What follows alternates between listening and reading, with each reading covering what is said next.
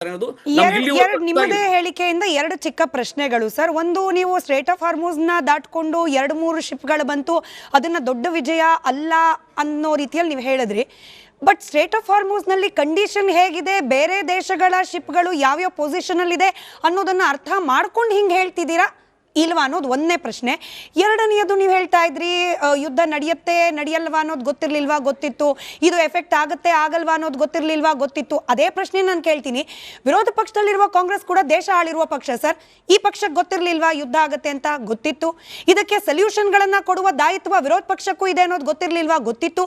ಇದನ್ನ ಕೊಡಬೇಕಾದ ಸಂದರ್ಭದಲ್ಲಿ ಸಜೆಷನ್ ಕೊಡೋಕ್ ಮುಂಚೆನೆ ಪ್ರಿಂಟ್ ಹಾಕಿಸ್ಕೊಂಡ್ ಬಂದು ಪೋಸ್ಟರ್ಗಳನ್ನ ಬೀದಲ್ಲಿ ನಿಂತ್ಕೊಂಡು ಪ್ರೊಟೆಸ್ಟ್ ಮಾಡಿದ್ರಲ್ಲ, ಇದಕ್ಕೇನೆ ಝೀರೋ ಸಿವಿಕ್ ಸೆನ್ಸ್ ಅಂತ ಜನ ಹೇಳ್ತಿದ್ದಾರೆ. I coming back to my ಮೂಲ ಪ್ರಶ್ನೆ. ಈಗ ಎರಡು ಭಾಗ ಇದೆ.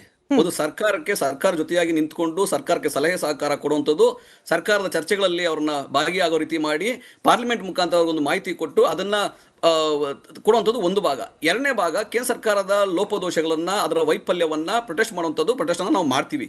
ಪಾರ್ಲಿಮೆಂಟ್ ಅಲ್ಲಿ ನಾವೇನ್ ಹೇಳಿದೀವಿ ಅಂದ್ರೆ, ನೋಡಿ, ಫೆಬ್ರವರಿ 1ನೇ ತಾರೀಕಿಂದ ಇವತ್ತವರೆಗೂ, ಮಾರ್ಚ್ 1ನೇ ತಾರೀಕಿಂದ ಇವತ್ತವರೆಗೂ 18-19 ದಿನಗಳ ಪ್ರತಿನಿತ್ಯ ನಾವೇನ್ ಹೇಳ್ತಾ ಇದ್ವಿ ಅಂದ್ರೆ, ನೀವು ಒಂದು ಸ್ಟ್ಯಾಂಡ್ ಭಾರತ ಒಂದು ಸ್ಟ್ಯಾಂಡ್ ಯಾವತ್ತೂ ಸ್ಟ್ಯಾಂಡ್ ತಗೋಬೇಕು. ನಾವು ಇಸ್ರೇಲ್ ಪರ ಅಲ್ಲ, ಇರಾನ್ ಪರ ಅಲ್ಲ, ಆದರೆ ಭಾರತ ಸರ್ಕಾರ ನಾವು ಇಸ್ರೇಲ್ ಪರ ಇದ್ದೀವಿ ಅನ್ನೋದು ಬಿಂಬಿಸ್ಕೊಳ್ತಾ ಇದ್ದೀರಿ. ಇದು ಅಂತಾರಾಷ್ಟ್ರೀಯ ಮಟ್ಟದಲ್ಲಿ ಬೇರೆ ಸಣ್ಣ ಪುಟ್ಟ ರಾಷ್ಟ್ರಗಳು ನಮ್ಮನ್ನು ನಂಬುವಂತ ದುಸ್ಥಿತಿ, ನಂಬೋದನ್ನ ಕಡಿಮೆ ಮಾಡ್ಬಿಡ್ತೇವೆ. ಆ ತರ ಪರಿಸ್ಥಿತಿ ತಗೊಂಬೇಡಿ. ನಾವು ಅಲಿಪ್ತ ನೀತಿಯಲ್ಲೇ ಇದ್ದೀವಿ ಇವತ್ತು ಕೂಡ. ಕೇಂದ್ರ ಸರ್ಕಾರ, ನೀವು ಯಾವಾಗ ಟ್ರಂಪ್ ಏನಾದ್ರು ಹೇಳಿಕೆ ಕೊಟ್ರೆ ಅದಕ್ಕೆ ನೀವು ಆಮೇಲೆ ಪ್ರತಿಕ್ರಿಯೆ ತರ ನಾವು ಕೊಡ್ತಾ ಇದ್ದೀವಿ. ಇಸ್ರೇಲ್ಗೆ ಹೋಗಿ ಬಂದ 2-3 ದಿನದ ನಂತರ ಖಮೇನಿಯವರ ಹತ್ಯೆ ಆಯ್ತು.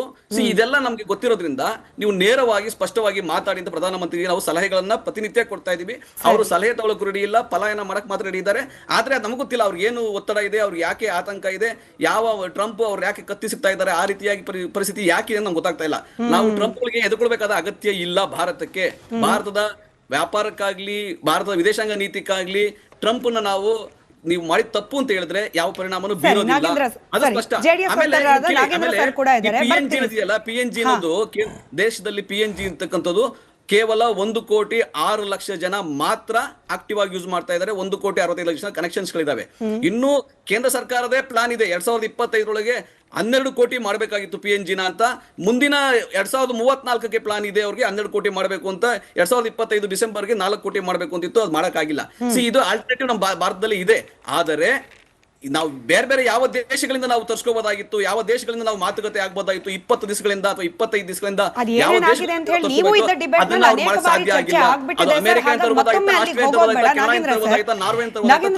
ವಿಶ್ವ ಎದುರಿಸ್ತಾ ಇರುವ, ಬಹುತೇಕ ವಿಶ್ವದ ಅಷ್ಟು ರಾಷ್ಟ್ರಗಳು ಎದುರಿಸ್ತಿರುವ ಸಮಸ್ಯೆ ಕೇವಲ ಭಾರತಕ್ಕೆ ಬಂದಿರೋದಲ್ಲ, ಅಥವಾ ಭಾರತದಿಂದ ಕ್ರಿಯೇಟ್ ಆಗಿರೋ ಪ್ರಾಬ್ಲಮೂ ಅಲ್ಲ. ಹೀಗೆ ಜಾಗತಿಕ ಮಟ್ಟದ ಸಮಸ್ಯೆಯಲ್ಲೂ ಕೂಡ ನಾವು ರಾಜಕೀಯನೇ ಮಾಡ್ತೀವಿ. ನಾನು ನೀನು, ನೀನ್ ಸರಿ ಇಲ್ಲ, ನಾನ್ ಸರಿ ಇದ್ದೀನಿ, ನಾನ್ ಸರಿ ಇದ್ದೀನಿ, ನೀನ್ ಸರಿ ಇಲ್ಲ, ಇದೇ ತೂತು ಮೇಮೆ ಮಾಡ್ತೀವಿ ಅಂತಂದ್ರೆ ಜನ ಇದನ್ನ ಬಹಳ ಸೂಕ್ಷ್ಮವಾಗಿ ಗಮನಿಸ್ತಾರೆ. ರಾಜಕಾರಣಿಗಳ ವರ್ತನೆ, ಅದರಲ್ಲೂ ದೊಡ್ಡ ದೊಡ್ಡ ರಾಷ್ಟ್ರೀಯ ಪಕ್ಷಗಳ ನಾಯಕರ ವರ್ತನೆಯನ್ನ ಜನ ಇಂಥ ಸಂದರ್ಭದಲ್ಲೇನೆ ಅಳಿತಾರೆ ಅನ್ನೋದು ಗೊತ್ತಾಗಬೇಕು ಅಂತ. ಖಂಡಿತ ನಾನು ಎರಡೇ ಮಾತುಗಳನ್ನ ಸ್ಪಷ್ಟವಾಗಿ ಹೇಳ್ತಾ ಇದ್ದೀನಿ. ಯುದ್ಧ ಅಂತಕ್ಕಂಥದ್ದು ಆಕಸ್ಮಿಕ. ಈಗ ನಾವು ಕೆಲವು ಮಿತ್ರರು ಹೇಳ್ತಾ ಇದ್ರು ಪೂರ್ವಭಾವಿ ಸಿದ್ಧತೆಗಳು ಅಂತ ಹೇಳಿ. ಎಲ್ಲಿ ನೀವು ಸ್ಟಾಕ್ ಮಾಡ್ತೀರಾ ಗ್ಯಾಸ್ನ? ನಮ್ಮಲ್ಲಿ ಇರ್ತಕ್ಕಂಥ ಮಂಗಳೂರು ಬಿಟ್ಟರೆ ಇದು ಯಾವುದು ವಿಶಾಖಪಟ್ಟಣಮ್ಮು, ಆಮೇಲೆ ಅದನ್ನೆಲ್ಲೂ ಸ್ಟಾಕ್ ಇಟ್ಕೊಳ್ಳೋ ಪರಿಸ್ಥಿತಿಲಿ ಇಲ್ಲ, ಎಲ್ಲೂ ಕೂಡ ಇಟ್ಕೊಳ್ಳೋಕ್ಕಾಗೋದಿಲ್ಲ. ಇಂಥ ಒಂದು ಪರಿಸ್ಥಿತಿಲಿ ದೇಶ ಮುಖ್ಯ ಆಗ್ತದೆ, ಒಗ್ಗಟ್ಟು ಮುಖ್ಯ ಆಗ್ತದೆ. ನಾವು ಯಾವುದೇ ಪಕ್ಷ ಇರಲಿ, ಯಾವುದೇ ಒಂದು ರಾಜಕೀಯದ ಮಾತುಗಳಿರಲಿ, ಎಲ್ಲರೂ ಒಂದು ನಿಲುವಲ್ಲಿರಬೇಕು. ಈ ಪರಿಸ್ಥಿತಿಯಲ್ಲಿ ಜನಸಾಮಾನ್ಯರಿಗೆ ನಾವು ಯಾವ ರೀತಿ ಸಹಾಯ ಮಾಡೋಕ್ಕಾಗುತ್ತೆ ಅಂತಕ್ಕಂಥದ್ದು ನಂಬರ್ 1. ನಂಬರ್ 2, ಅವರೆಲ್ಲ ಹಿರಿಯರು ಕೂಡ ಮಾತಾಡ್ತಾ ಇದ್ರು, ಅವ್ರ ಮಾತಿನ ಬಗ್ಗೆ ಭಾರಿ ಗೌರವ ಇದೆ. ಅವ್ರೇನಂತ ಹೇಳ್ತಾ ಇದ್ರು ಅಂತಂದರೆ, ಈಗ ಇದು ಇವತ್ತಿನ ಪರಿಸ್ಥಿತಿನ ಒಂದೇ ಒಂದು ದಾರಿ ನಮಗಿರ್ತಕ್ಕಂಥದ್ದು ರಾಜತಾಂತ್ರಿಕ ಮಾತುಕತೆಗಳ ಮೂಲಕ ಮಾತ್ರನೇ ಇದನ್ನು ನಾವೇನಾದರೂ ಬಗೆಹರಿಸ್ಕೋಬೇಕಾಗ್ತದೆ.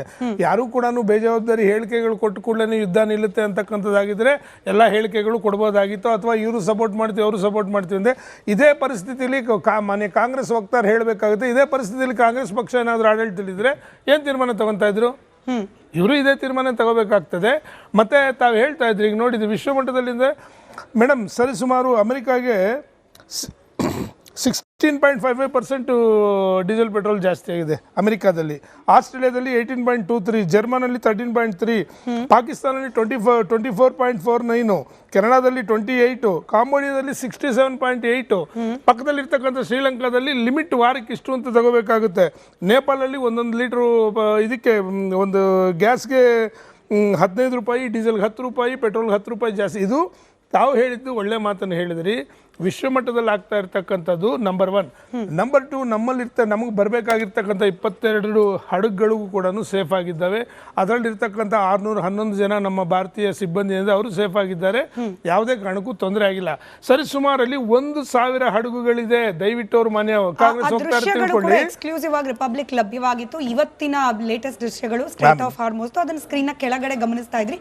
ಕಂಟಿನ್ಯೂ ಮಾಡಿ ಸರ್. ಆಮೇಲೆ ಇವತ್ತು ಕೂಡ ಇರಾನ್ ಒಂದು ತೀರ್ಮಾನಕ್ಕೆ ಬಂದಿದೆ. ಏನಪ್ಪ ಅಂತಂದರೆ ಒಂದು ಟೋಲನ್ನು ರೆಡಿ ಮಾಡಿ ಅಲ್ಲಿ ಟೋಲ್ ಮುಖಾಂತರ ಟೋಲು ಕಲೆಕ್ಟ್ ಮಾಡಿ ಬಿಡಬೇಕು ಅಂತಕ್ಕಂಥ ತೀರ್ಮಾನಕ್ಕೂ ಕೂಡ ಬಂದಿದೆ ಅಂತಕ್ಕಂಥದ್ದು ಇವತ್ತು ನಡೆದಿದೆ. ದೇಶಗಳಿಗೆ ಹೌದು, ಅದಿಲ್ಲ, ಎಲ್ಲ ದೇಶಗಳಿಗೂ ಕೂಡ ಟೋಲನ್ನು ಮಾಡಬೇಕಾಗ್ತದೆ. ಟೋಲನ್ನು ಮಾಡಿ ಟೋಲ್ ಮುಖಾಂತರ ನಾವು ಏನು ಮೇಂಟೆನ್ಸ್ ಮಾಡ್ತಾ ಇದೀವಿ ಆ ಮೇಂಟೆನ್ಸ್ಗೆ ಟೋಲ್ ನಾವು ಇದು ಮಾಡಿ ಬಿಡಬೇಕು ಅಂತಕ್ಕಂಥದ್ದು ಕೂಡ ಇವತ್ತು ಚರ್ಚೆ ಆಗ್ತಾ ಇರ್ತಕ್ಕಂಥ ಅವ್ರ ಪಾರ್ಲಿಮೆಂಟ್ ಇದರಲ್ಲೂ ಕೂಡ ಬೋರ್ಡಲ್ಲಿ ಕೂಡ ಇಟ್ಟಿದ್ದಾರೆ. ಮತ್ತೊಂದು ಮಾತನ್ನು ಹೇಳ್ತಾ ಇದ್ದೀನಿ, ಇದೇ ಒಂದು ಸಂದರ್ಭವನ್ನ ನಮ್ಮ ದೇಶದ ಒಳಗಿರ್ತಕ್ಕಂಥ ಕೆಲವು ವ್ಯಕ್ತಿಗಳು, ಕೆಲವು ಕಾಣದ ಕೈಗಳು ಇದನ್ನ ದುರುಪಯೋಗ ಮಾಡಿಕೊಂಡು ಇದನ್ನ ರಾಜಕಾರಣ ಮಾಡಕ್ಕೆ ಹೊರಟಿರ್ತಕ್ಕಂಥದ್ದು ಸ್ಪಷ್ಟವಾಗಿ ಕಾಣುತ್ತೆ.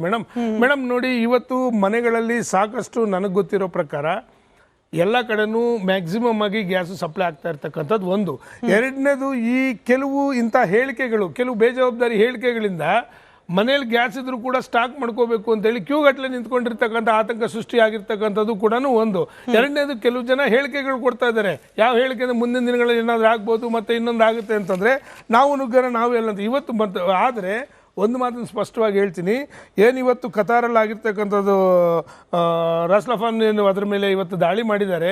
ಸರಿಸುಮಾರು 40% ಅಷ್ಟು ನಮ್ಗೆ ಇವತ್ತೇನು ಅಲ್ಲಿಂದ ನಮಗೆ ತೈಲ ಬರ್ತಾ ಇತ್ತು, ಇವತ್ತು ಅದರಿಂದ ಕೂಡ ಮುಂದಿನ ದಿನಗಳಲ್ಲಿ ಒಂದ್ ಸ್ವಲ್ಪ ನಮ್ಗೆ ಬಿಕ್ಕಟ್ಟು ಆಗ್ತಕ್ಕಂಥ ಪರಿಸ್ಥಿತಿ ಕೂಡ ಆಗ್ಬೋದು ಅಂತ. ಅದಕ್ಕೇನೆ ನಾವು ಅದರ ಪ್ರಿಪರೇಷನ್ಗೆ ಇರಬೇಕಾಗಿದ್ದ ಆಸಕ್ತಿ ರಾಜಕೀಯ ಮೀರ್ ಬೆಳಿತಿಲ್ವಲ್ಲ ಅನ್ನೋ ದುರಂತ ಸರ್, ದುಃಖ ಕಾರಣವಾಗ್ತಾ ಇರೋದು. ಅದಕ್ಕೆ ನಾನು ಕೇಳಿದ್ದು, ಪರಸ್ಪರ ಸಲಹೆಗಳನ್ನ ಕೊಟ್ಕೊಂಡು ಒಗ್ಗಟ್ಟಿನಿಂದ ಪರಿಸ್ಥಿತಿಯನ್ನ ಎದುರಿಸೋ ಬದಲು ಕೇವಲ ರಾಜಕೀಯನೇ ಮುಂದಾಗ್ತಿದ್ಯಾ ಅಂತ ಹೇಳಿ. I will come back to you. Chitale sir, ನೀವು ಆಗ್ಲೇ ಪ್ರಸ್ತಾಪ ಮಾಡ್ತಾ ಇದ್ರಿ, ಚೈನಾ ಬೌಂಡ್ ಶಿಪ್ಗಳು ರಷ್ಯಾದಿಂದ ಹೊರಟಿದ್ದು ಯೂಟರ್ನ್ ಮಾಡ್ಕೊಂಡು ಭಾರತದ ಕಡೆಗೆ ಮಂಗಳೂರಿಗೆ ಬರ್ತಿದೆ ಅಂತ ಹೇಳಿ ರಾಜೀವ್ ಸರ್ ಕೂಡ ಅದನ್ನು ಪ್ರಸ್ತಾಪ ಮಾಡ್ತಿದ್ರು. ಚಿತಾಲೆ ಸರ್, ಈ ಮಾಹಿತಿ ಹೊರಗೆ ಬಿದ್ದ ಮೇಲೆ ಚರ್ಚೆ ಏನಾಗ್ತಿದೆ ಅಂತಂದ್ರೆ, ಇಲ್ಲಿ ಮೋದಿ, ಸ್ಕಿ ಜಿನ್ಪಿಂಗ್ ಹಾಗೆ ಪುಟಿನ್ ಏನಾದ್ರೂ ಒಪ್ಪಂದ ಮಾಡ್ಕೊಂಡಿದ್ದಾರಾ ರಿಗಾರ್ಡಿಂಗ್ ದಿಸ್ ಫ್ಯೂಯಲ್ ಕ್ರೈಸಿಸ್? ಏನಾದ್ರೂ ಮಾತುಕತೆಗಳಾಗಿದೆಯಾ ಈ ಮೂರು ದೇಶಗಳ ನಡುವೆ ಅನ್ನೋ ರೀತಿಯ ಕುತೂಹಲ ಜೊತೆಗೆ ಚರ್ಚೆ ಕೂಡ ಆಗ್ತಿದೆ. ಪಾಸಿಬಿಲಿಟೀಸ್ ಇದೆಯಾ ಸರ್, ಎಸ್ಪೆಷಲಿ ಈ ಶಿಪ್ಗಳು ಡೈವರ್ಟ್ ಭಾರತದ ಕಡೆ ಕಾದ ನಂತರದಲ್ಲಿ ಈ ಚರ್ಚೆ ನಡೀತಾ ಇದೆ? ಮೇಡಮ್ ನೋಡಿ,